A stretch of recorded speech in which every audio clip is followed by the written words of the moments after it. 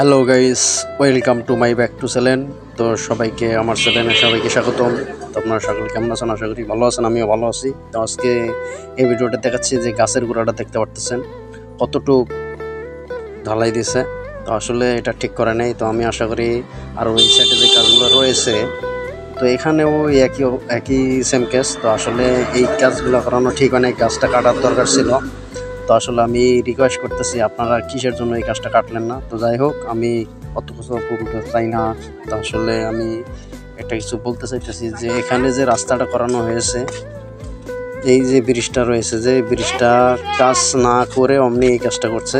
তো আসলে এই কাজটা করানো ঠিক হয় নাই।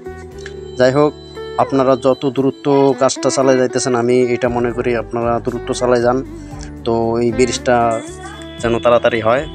তো যাই হোক, এখানে যে মেশিনের যে কাজটা রয়েছে, তো এখানে সম্ভবত আগে আমরা জানতাম যে হাতে ঢালাই তো আগে পিচ দিয়ে, তো এখন মেশিনের মাধ্যমে হয়। তো যাই হোক, বাংলাদেশ অনেকটা উন্নত হয়েছে মোটামুটি।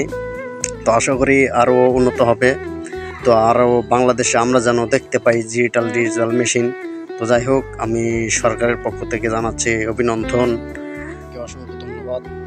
আপনি তাড়াতাড়ি কাজগুলো করার জন্য, তো আপনার জন্য দোয়া রইল, ভালোবাসা রইল।